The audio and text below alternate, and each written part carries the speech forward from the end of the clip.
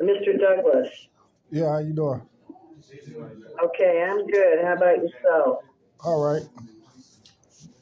I know that I have a motion from you, I think. Today the state was supposed to have been responding to discovery. The last hearing, they only turned over body worn camera footage, but they didn't turn over the 911 calls. I guess at the time they felt they didn't have to. So the judge had ordered them to turn over discovery to me by today's date. And that's what today's hearing was scheduled for. Okay, give me 1 second. I know you just filed something, okay? You can talk on the record if you want while I'm just gonna go get something out of my chambers. Because if I'm not mistaken, you filed something recently, Mr. Douglas. Anything I filed, I think maybe was addressed by the prior judge. There's Let not. me go look for it. Hang on 1 second. I don't wanna misplace it.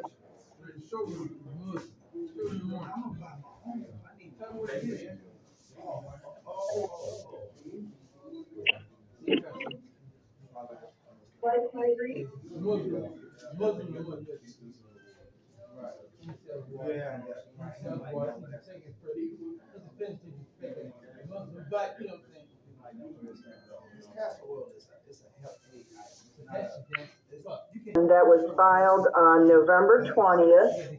And my understanding was when Mr. Douglas was here before Magistrate Dowling, Magistrate Dowling indicated that discovery was physically exchanged in court and that discovery is to, I guess the prosecutors are to add a copy of the 911 call. The motion before me, which was filed on the day that Mr. Douglas was here in the courthouse, is number one, a demand for discovery, and number two, for trial by jury. So the defendant is placing his demand for all discovery in the state's custody. He says, I want it, BWC from all off, I guess it's some type of body camera. Body camera from all officers, 911 calls, CAD audio, videos, etc.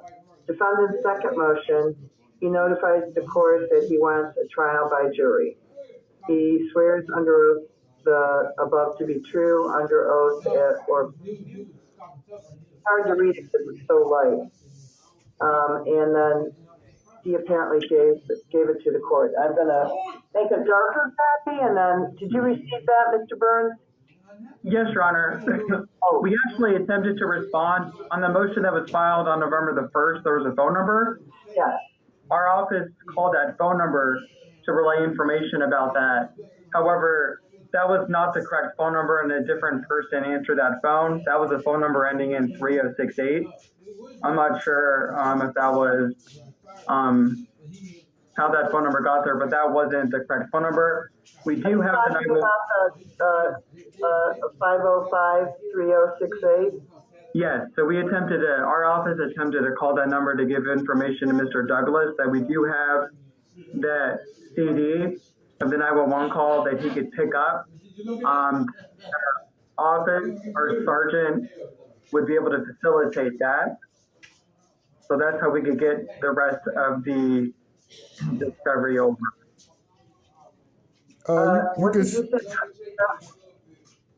What, Your Honor? You said something about a sergeant could facilitate what? At our office, there's a door, and there's a police officer or sergeant who's at that door. If that person isn't there, that door is locked. So it's not necessarily open to whomever. So when people come in, if the sergeant's there, they know that this is waiting to be picked up, and they would be able to exchange picking up of that CD. Okay, so the CD is available in the city prosecutor's office on the 8th floor? Yes, Your Honor. And looking at our notes, I believe the 911 call was also sent to the prior attorney, and it's my understanding that Mr. Douglas got all discovery from the prior attorney as well. I didn't. So I'm not sure. I didn't. No, we had whatever we had in our file, which I think was the police report. I wasn't there that day. I was out. I was sick. So whatever he got was the only thing that was in our files at the time.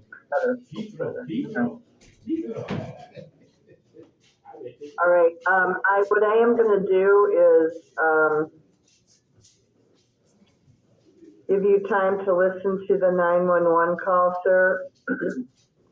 And apparently, from my understanding of your defense, and I could be wrong here, does this have, from what little, I don't want you to say anything on the record that could hurt you, but my understanding, Mr. Douglas, is this might have to do with a case that originated in housing court. Is that correct? Yes or no?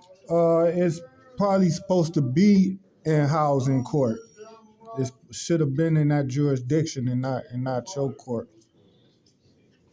It should have been. So what you're saying is there a pending case right now in housing No, it's court? not. It's not in housing court. I should have went to housing court to be evicted from the place instead of just kidnapped by Cleveland police and drug out my own apartment.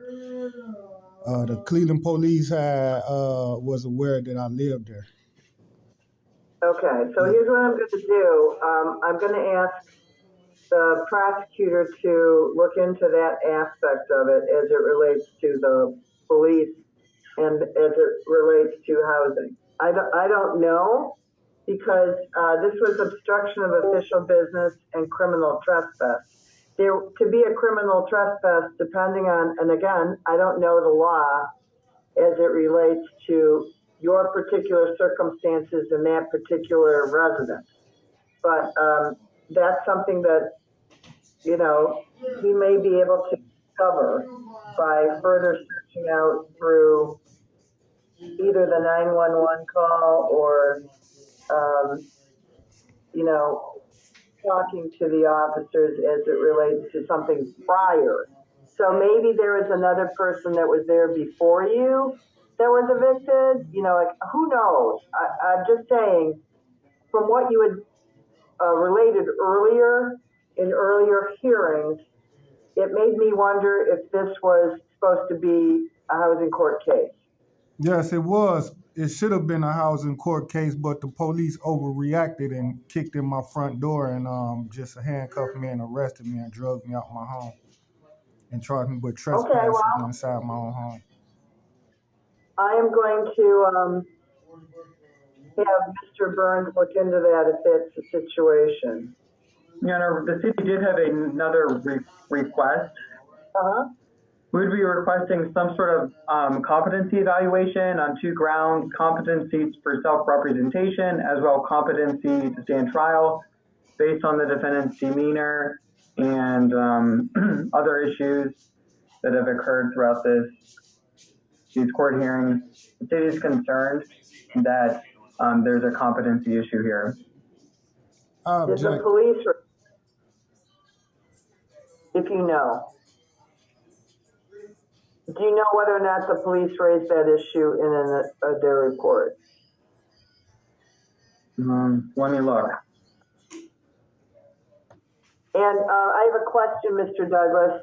In the past, have you ever had to undergo a competency evaluation? No, Your Honor, and I object to a competency evaluation. This is only being requested by the state to prolong these hearings, as you told them to investigate, even if you even have jurisdiction to be prosecuting.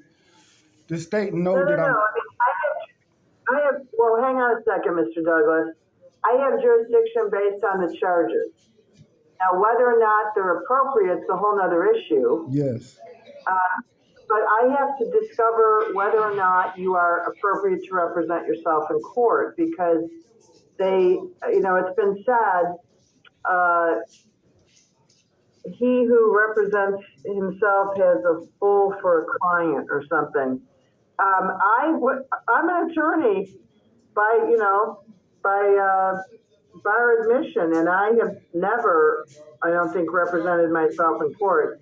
But I would believe I'm not sure, but I would believe that you would pass a competency exam, just based on your conversation with me.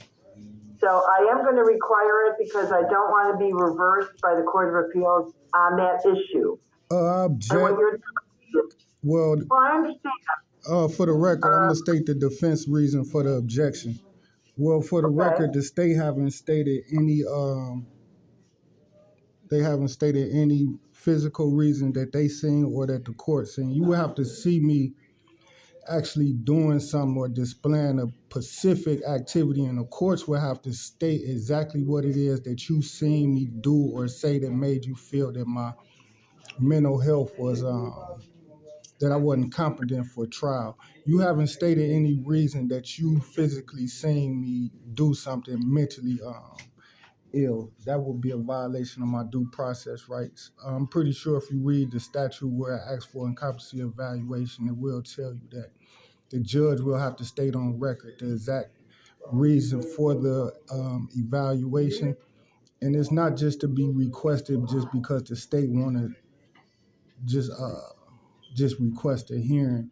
You have to have a certain activity that the defendant did that the state can particularize with detail. And the state haven't did that. They only said they want me to have an evaluation just to see if I can represent myself. And obviously I can because I was already given a Ferretta hearing and a Ferretta examination, and I passed that examination. And the judge declared me. I'm sorry, I missed that. What kind of hearing did you say? Ferretta. Would you spell that? I guess FARRETTA, or maybe like a R and like a T maybe. Ferretta and Nelson hearing. Nelson hearing to fire the lawyer, and a Ferretta hearing to represent yourself as a pro se defendant under the Sixth Amendment.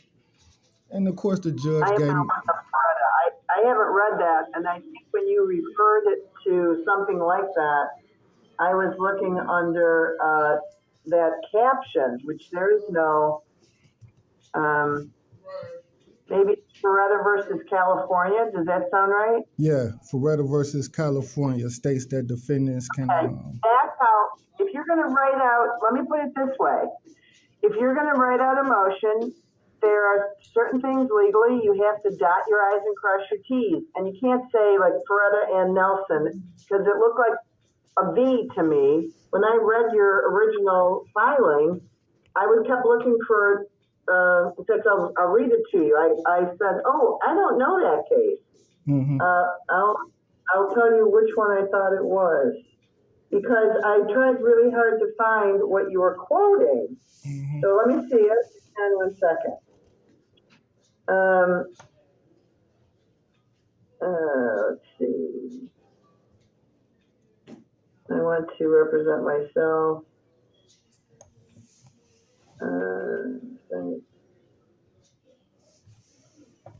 I know I read it in something you wrote because it was very, very hard for me to see it. And that's why I just asked my bailiff to physically make the copy machine darker so that I could read, because when you write in pencil, obviously it's just lighter sometimes than I'd like it to be. It's much easier when you write pen. But sometimes all you got the pencil, so I get it. Okay, I'm looking to see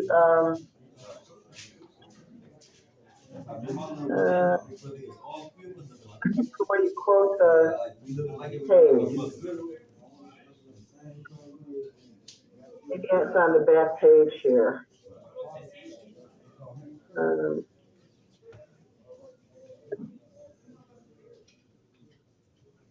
I'm still looking. Also, while we waiting, I'm asking the state to email me the 911 calls like they emailed it to the public defenders. They gave a copy through email to the public defender. So. And you probably still do want to pick up the CD so that you could have it to show in front of the jury, if that's what you want to do. Yeah, I can pick up the physical copy, maybe inspect the state's copy while I'm down there. But I also also like it sent to me through email. That way I can go over it right now. That makes sense. Yeah, and I'm also still, another thing while we waiting, the state haven't put that motion in writing. In due process, the courts had ordered me and the states to put all our motions in writing. That's why the last two motions you just read was something that I had to redo in writing. And if the state had wanted what they call it, competency eval, I'm asking the courts to order the state to put it in writing and serve me with a copy of that motion and give me an opportunity to argue against it. And of course, my argument will be just something simple as that the state haven't identified any reason for me to have the hearing. so, just for the record, Mr. Burns, the Ferretta versus California, it is FARRETA. The site is 422 US 806 or 95 Supreme Court 2525 or 45 Lawyers Edition Second 562. It's a 1975 case. I have not shepherdized it. The brief fact summary is that petitioner appealed from a conviction when his waiver of right to counsel was denied. The synopsis of the rule of law is that while there's a Sixth Amendment right to counsel, that doesn't abrogate the defendant's right to self-representation. The facts are that petitioner asked to represent himself, and after the trial judge held a hearing to determine whether he could conduct his own defense, he was denied that. Ferretta was then found guilty as charged and sentenced to prison when he was forced to accept a public defender. From that conviction, he appealed. And the issue is whether or not a defendant may waive his right to counsel in the interest of self-representation. Justice Stewart, writing for the court, held, "It is one thing to hold that every accused has the right to assistance of counsel, and quite another to say that the state may compel a defendant to accept a lawyer he does not want." There were two dissenting opinions, Justice Berger and Justice Blackmun. They wrote that there is nothing constitutional that requires a state to allow a defendant to conduct his own defense. But the discussion should be, just as there's a Sixth Amendment right to counsel, the defendant also has the right to represent himself. And now I'm going to look up, I think, the Nelson hearing, and I could swear I printed something off. And the exception to that is competency. It's a due process violation if competency is not, if an individual is not found competent based on the defendant's demeanor, specific outbursts in the record when he was requesting to represent himself and firing his attorney, and just other outbursts made throughout these proceedings. We're concerned that there would be due process issues for him as it relates to competency. I see. I'm still looking. I know he referred to it at some point, and I haven't seen it.